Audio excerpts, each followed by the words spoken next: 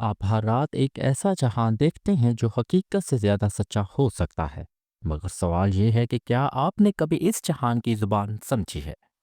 نیند کی گہرائی میں جب دنیا کی آوازیں بند ہو جاتی ہیں، تب ایک ایسا دروازہ کھلتا ہے جس کے پار خاموشیاں بولتی ہیں، اور وہ کچھ دکھائی دیتا ہے جو بیدار آنکھیں کبھی نہیں دیکھ سکتی۔ یہ خواب نہیں، یہ روح کے نام کا ایک خاموش خط ہوتا ہے، اللہ کی طرف سے بھیجا گیا ایک نورانی پیغام جو صرف ان دلوں میں اترتا ہے جو دنیا سے نہیں، رب کی تلاش میں ہوتے ہیں۔ کبھی کسی نے خواب میں مولا علی علیہ السلام کو دیکھا اور دنیا چھوڑ کر فقیر بن گیا۔ کبھی کسی نے خواب میں فقط روتا ہوا چہرہ دیکھا اور پوری زندگی کا رخ بدل گیا۔ تو سوال یہ ہے کہ کیا خواب صرف خیالات ہیں یا وہ کوئی روحانی راز ہے جو ہمیں اپنے اندر جاگنے کا موقع دیتے ہیں؟ اس ویڈیو میں ہم جانیں گے خواب اور روح کا اصل تعلق کیا ہے، کیا خواب دیکھنے کے ذریعے اللہ بات کرتا ہے، کیا واقعی ہی خواب کے ذریعے اللہ بات کرتا ہے، خواب میں اہل حق کا آنا، مولا علی علیہ السلام اور رسول پاک صلی اللہ علیہ وآلہ وسلم یا اولیاء اللہ، یہ حقیقت ہے یا خیال؟ فقیر خواب کو کیسے پڑھتا ہے اور آپ کیسے اپنے باطن کی زبان کو سن سکتے ہیں؟ پیارے دوستو، یہ آواز ہے اس راستے کی جو زبان سے نہیں دل سے نکلتی ہے۔ اگر آپ ان رازوں کو سننے اور سمجھنے کے متلاشی ہیں تو ہمارے چینل کو سبسکرائب کریں۔ چلیے اب ہم اس دروازے کی طرف بڑھتے ہیں جسے خواب کہتے ہیں اور جس میں رب کی خاموشیاں بولتی ہیں۔ اعوذ باللہ من الشیطان الرجیم، بسم اللہ الرحمن الرحیم۔ جب انسان کی آنکھیں بند ہوتی ہیں تو ظاہری دنیا کا دروازہ بند ہو جاتا ہے، لیکن باطنی دروازہ کھلنے لگتا ہے، ایسا دروازہ جو جسم سے نہیں روح سے گزرتا ہے۔ اب بات کرتے ہیں کہ خواب کیا ہے۔ دنیا کا سب سے بڑا دھوکہ یہی ہے کہ خواب کو محض ایک تصوراتی تماشا سمجھ لیا گیا ہے، حالانکہ خواب وہ مقام ہے جہاں عقل خاموش ہو جاتی ہے اور روح کی آنکھیں کھلتی ہیں۔ جب ہم سوتے ہیں تو دماغ کی وہ دیواریں جو روزمرہ شعور کو قابو میں رکھتی ہیں آہستہ آہستہ گرنے لگتی ہیں، اور شعور کی تہر سے کچھ روشن لمحے نکل کر تصویری زبان میں ہم سے بات کرنے لگتے ہیں۔ یہ وہ لمحے ہوتے ہیں جن میں کوئی صدا نہیں ہوتی مگر پیغام ہوتا ہے، کوئی چہرہ نہیں ہوتا مگر حضوری ہوتی ہے، کوئی قدموں کی چاپ نہیں مگر نور آتا ہے۔ یہی وہ لمحہ ہوتا ہے جب کوئی فقیر اللہ کا دوست یا محبوب خدا آپ کے خواب میں نمودار ہوتا ہے۔ قرآن کریم خواب کو محض خیال نہیں کہتا، بلکہ خواب کے ذریعے حضرت یوسف علیہ السلام کو نہ صرف تعبیر عطا ہوئی بلکہ نبوت کا منصب بھی خواب کے ذریعے ظاہر ہوا۔ اللہ تعالیٰ نے فرمایا، جب یوسف نے اپنے باپ سے کہا، اے میرے باپ، میں نے خواب میں 11 ستارے اور سورج اور چاند کو دیکھا، میں نے انہیں اپنے لیے سجدہ کرتے دیکھا۔ جناب حضرت یوسف علیہ السلام نے 11 ستاروں کو سجدہ کرتے دیکھا۔ یہ کوئی خیالی بات نہ تھی بلکہ باطن کا وہ انکشاف تھا جس کی تعبیر نے ملکہ مصر کو ہلا دیا۔ حضرت یوسف نے اپنے بیٹے کو تاکید کی، اے میرے بیٹے، اپنا خواب اپنے بھائیوں کو نہ سنانا، وہ تمہارے خلاف سازش کریں گے۔ یہ آیت ہمیں سکھاتی ہے کہ ہر خواب ہر کسی سے بیان نہیں کرنا چاہیے۔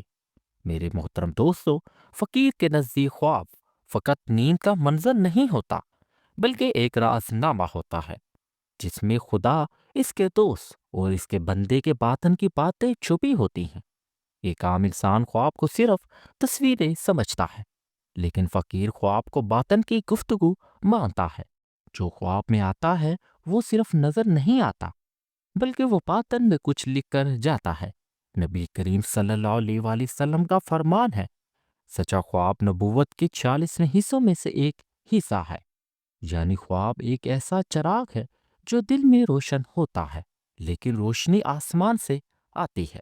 امام ابن کیمیا الجوزیہ رحمۃ اللہ علیہ نے اپنی مشہور کتاب میں لکھا ہے، خواب 3 قسم کے ہوتے ہیں: الرویا الصالحہ، اللہ کی طرف سے سچا خواب; حدیث النفس، نفس کے خیالات; تحذیر من الشیطان، شیطان کے وسوسے سے۔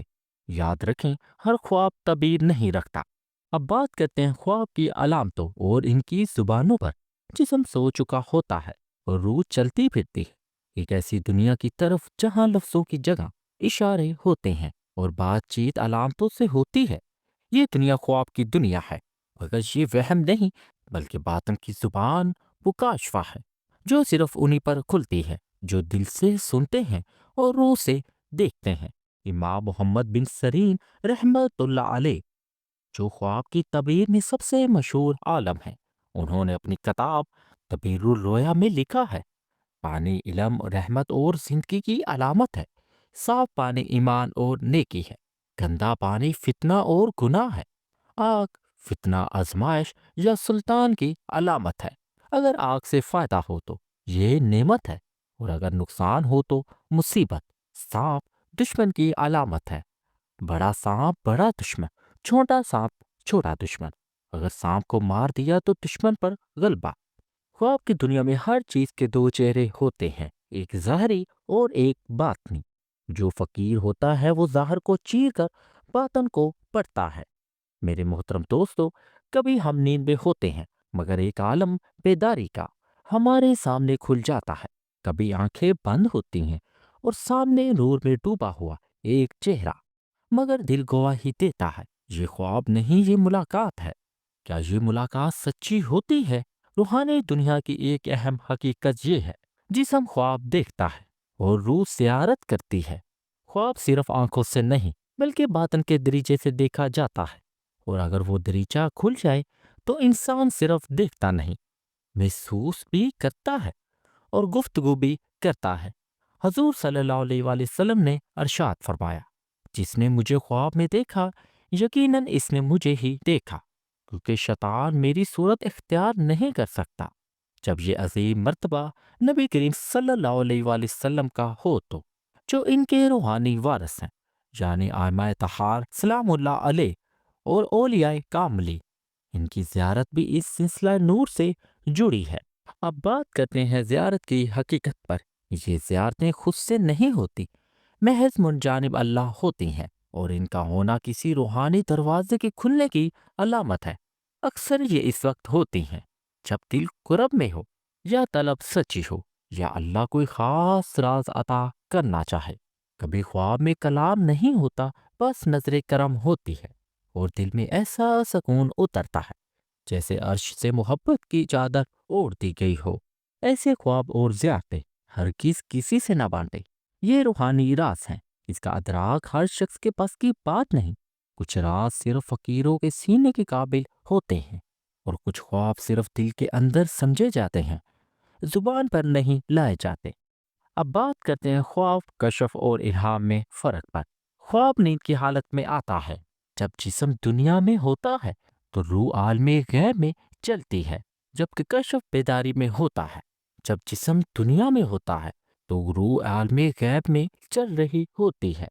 امام غزالی رحمت اللہ علیہ نے احیاء علوم الدین میں لکھا ہے، کشف یہ ہے کہ دل کے پردے ہٹ جائیں اور حقائق کا مشاہدہ ہو جائے۔ یہ صرف انہی کو نصیب ہوتا ہے جو اپنے دل کو پاک کر لے۔ الہام دل میں ڈالی گئی وہ بات جو رب کی طرف سے ہو۔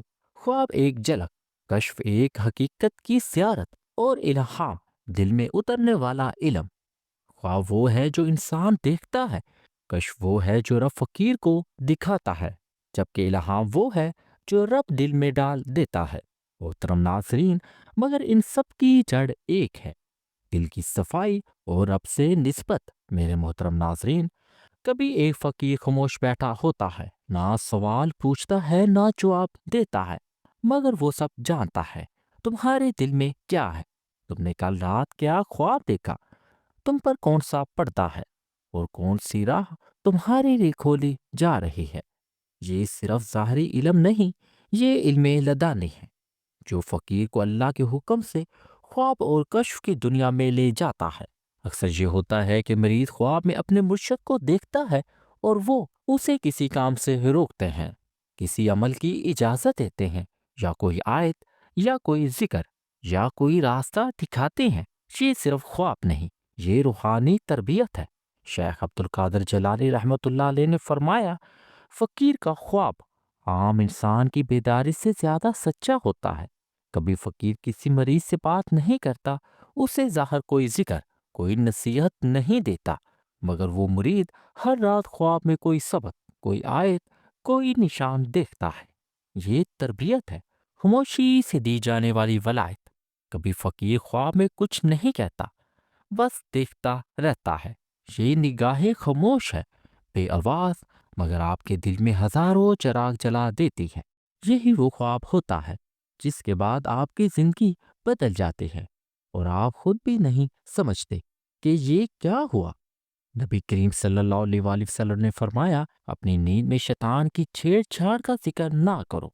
امام نووی رحمۃ اللہ علیہ نے شرح صحیح مسلم میں لکھا ہے، اگر اچھا خواب دیکھو تو اللہ کا شکر ادا کرو، جس کو پسند کرتے ہو اسے بتا سکتے ہو، تعبیر جاننے والے سے پوچھ سکتے ہو، اور اگر برا خواب دیکھو بائیں طرف 3 بار تھوکو، یعنی تھو تھو کرو۔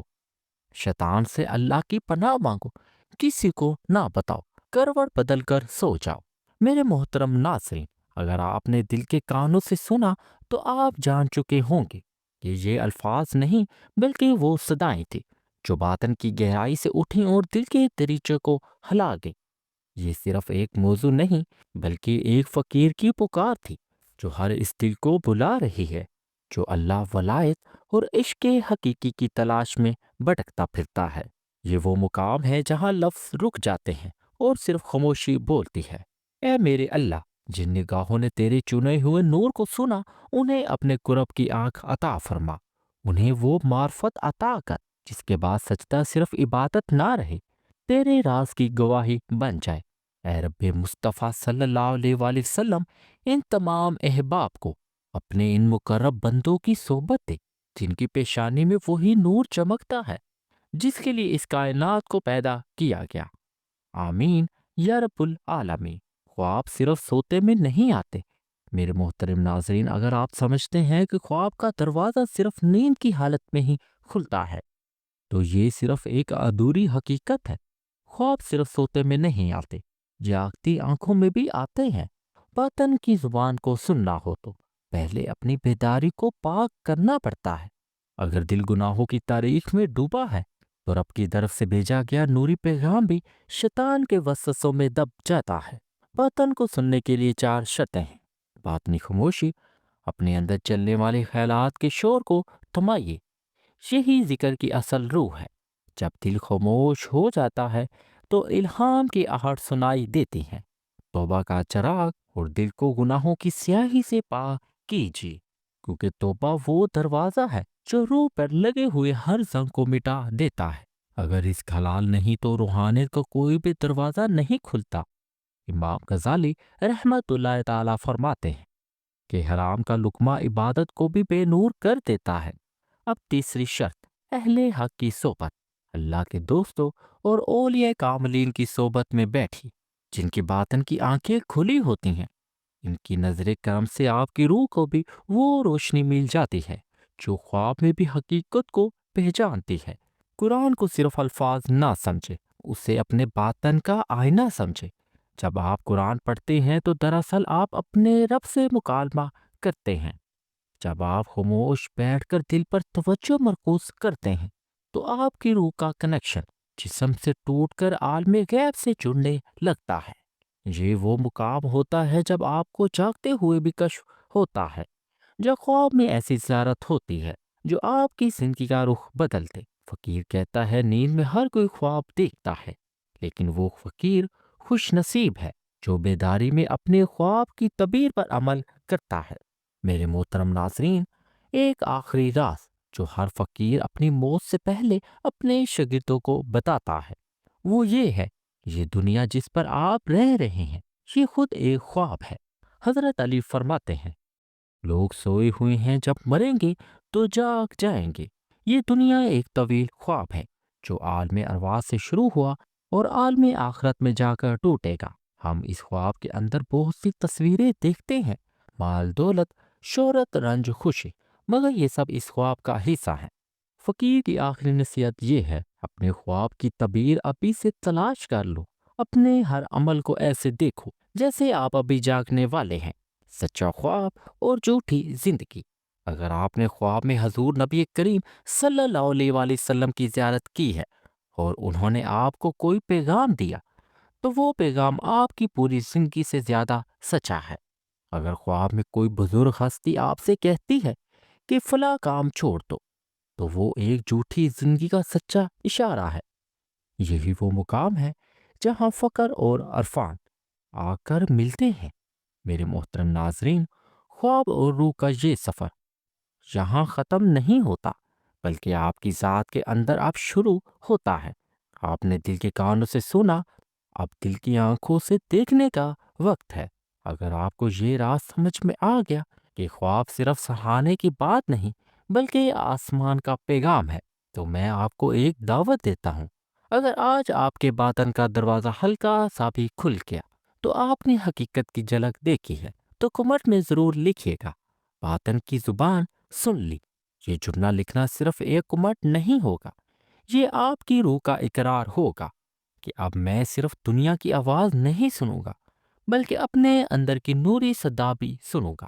اس ویڈیو کو لائک کریں تاکہ یہ پیغام ان تک بھی پہنچ سکے جو نیند میں پٹکے رہتے ہیں۔ شیئر کیجیے تاکہ وہ لوگ بھی جاگیں جو سمجھتے ہیں کہ دنیا ہی سب کچھ ہے، اور میرے چینل کو سبسکرائب کر کے بیداری کے اس روحانی سفر کا حصہ بن جائیں۔ جلد ہی ملتے ہیں ایک نئے راز اور نئی کہانی کے ساتھ۔ تب تک اللہ کرے کہ آپ کے جاگنے کی آنکھ سو جائے اور سونے کی آنکھ بیدار ہو جائے۔ اس کے ساتھ ہی مجھے اجازت دیں۔